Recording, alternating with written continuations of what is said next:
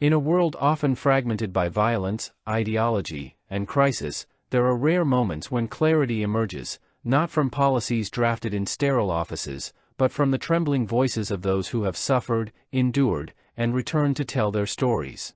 On April 8, 2025, at the National Republican Congressional Committee's President's Dinner in Washington, D.C., such a moment unfolded. Before a hall filled with political figures and citizens, 3 former hostages stepped onto the stage, not simply to recount their ordeal, but to deliver a message about leadership, humanity, and the enduring value of dialogue and freedom. Keith Siegel, his wife Aviva, and Iair Horn, each bearing the psychological and physical scars of prolonged captivity, stood beside former President Donald Trump, publicly thanking him for what they described as life-saving intervention. The event served as more than a ceremonial gesture. It became a public reaffirmation of a belief often lost in modern discourse, that when clear and decisive leadership aligns with the moral imperative to protect the innocent, meaningful change becomes possible. The testimonials were not rehearsed propaganda or emotionless policy statements. They were urgent, trembling, and raw. President Trump, you saved my life. You saved the lives of 33 hostages, Keith Siegel said with a quiet intensity, his voice laden with gratitude. His words were not about politics. They were a human acknowledgement of survival, granted, as he believed, by the elevation of his crisis to the highest level of presidential concern. Thank you. Thank you very much, President Trump. I'm here, and I'm alive. President Trump, you saved my life.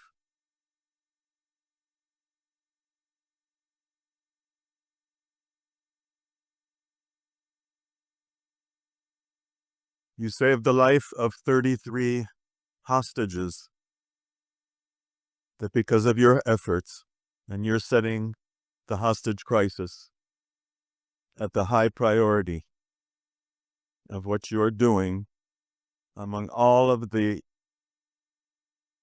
enormous issues and things that you're dealing with since you came into your position as President of the United States. You set the hostage crisis at the highest priority. You got 33 of us home alive. We all owe our lives to you. Thank you, thank you, thank you. And please continue your tremendous efforts and your tremendous actions and your tremendous accomplishments. Continue, and we will get, with your help, all of the remaining 59 hostages still in Gaza back home. Thank you.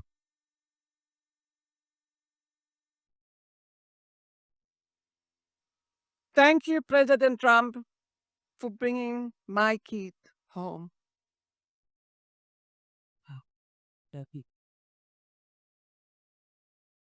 Keith's grandchildren are the happiest. Keith's children are the happiest. Keith's family is the happiest. But I am the most happiest. Thank you so much. We need you. We need you to bring all the hostages home. There's 24 that are alive and 59 to come home to their families. Just like I received Keith, they needed to.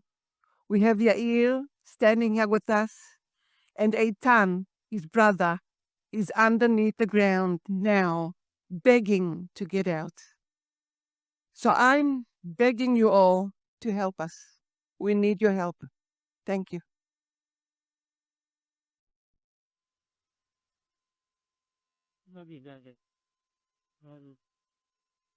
So, my name is Iair. I've been in hell for 498 days. I've been held in hell with Hamas terrorists.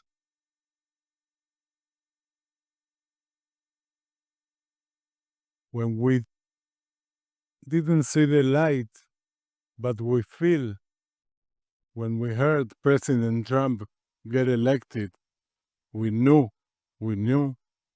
there is now someone who makes the things happen. We needed, I'm sorry about my English. I am half Argentinian, half Israeli. I'm sorry. We knew we need someone who do the things. That's President Trump. We are here because of President Trump. Thank you.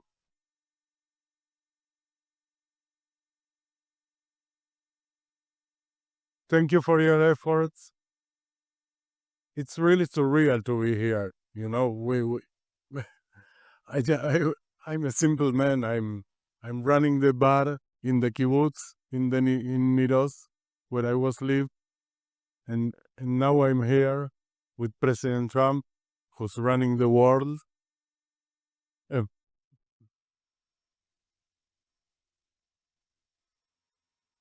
we are thankful. We are really thankful, but humbly we ask for more. The last push, the last 59 people, the last 59 hostages, among them my brother Eitan, and what is Liran brothers, Zivi and Gali and Eviatar, all the brothers, all the families.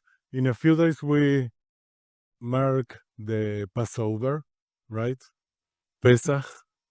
It's a family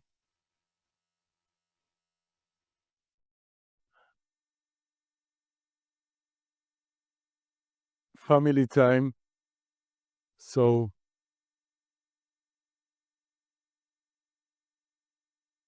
I expect that in the next Seder,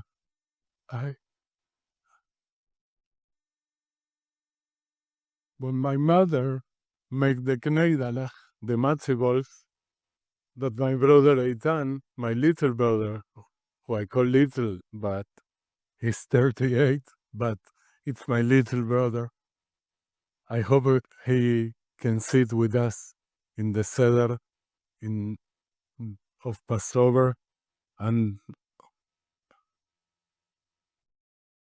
wow, it's overwhelming. I just want to tell you again, thank you. Thank you very much.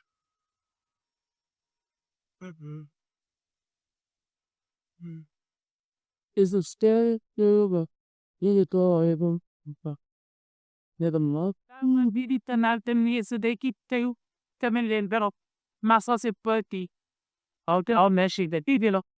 His wife, Aviva Siegel, moved between joy and sorrow.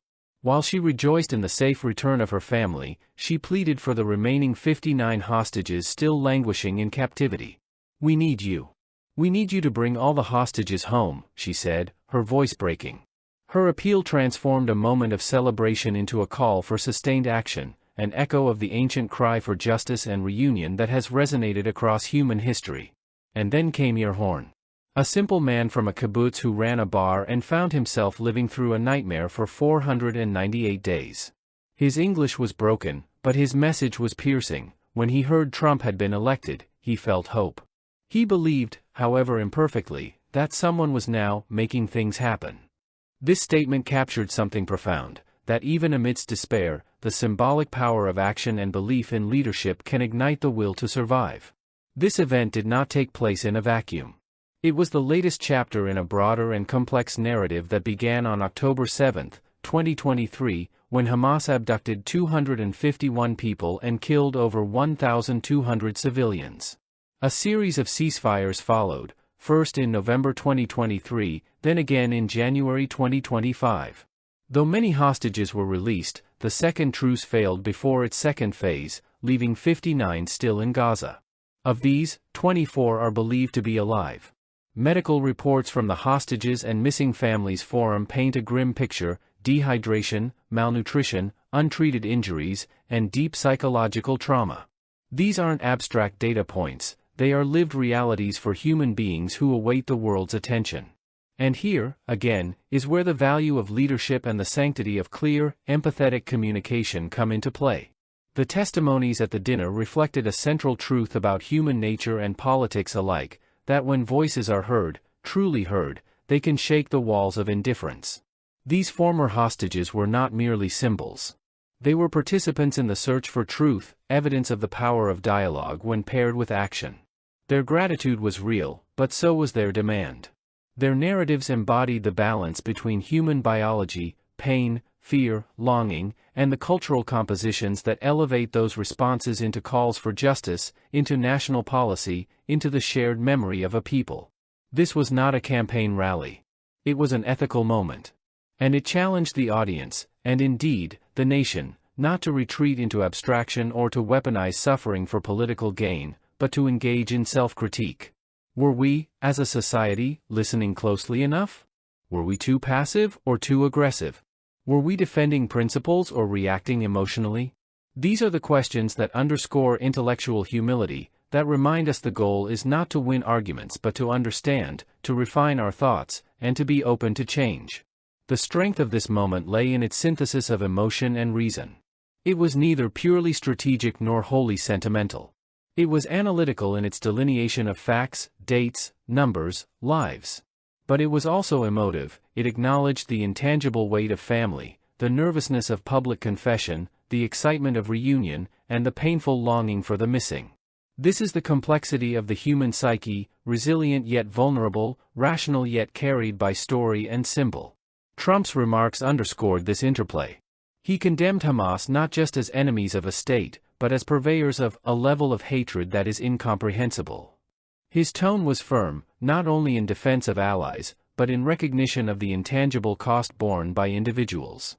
He did not speak in generalities, he spoke to families, to specific names. And while critics may scrutinize the political motives behind any presidential act, it is difficult to deny the authenticity of those who credited his efforts with their survival. This emphasis on names, stories, and specificity aligns with the principles of clear and accurate communication. It avoids the obscuring fog of euphemism and directs attention to actual lives. It is, in many ways, a model for how leadership should function, not through vague ideals but through engaged, respectful dialogue with those most affected. To understand this moment historically is to place it alongside other hostage crises that have tested national resolve and presidential legacy. The Iran hostage crisis defined Jimmy Carter's administration. The contrasting strategies of Reagan and later Trump reflect a more interventionist, results-oriented posture, focused on retrieval rather than prolonged negotiation. In both tone and content, the April 8 event continues this historical trajectory, affirming a belief in strength paired with empathy. Let us also reflect on what this moment teaches us, not only about leadership, but about ourselves. The testimonies of Keith, Aviva, and Iair invite us into their suffering, but also into their resilience. They remind us that truth-seeking is not a passive act. It requires confrontation, humility, and a willingness to acknowledge when we do not know enough. And when they say, "Thank you," they are not simply expressing relief. They are inviting us to join in a mission, not for partisan gain, but for the restoration of dignity to those still held captive. In this sense, the speech they delivered, and the moment we witnessed, is not just a chapter in the political history of 2025.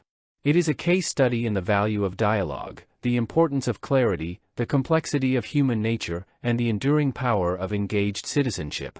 Let us not forget that in the face of great suffering, it is not always grand speeches or sweeping reforms that make the difference.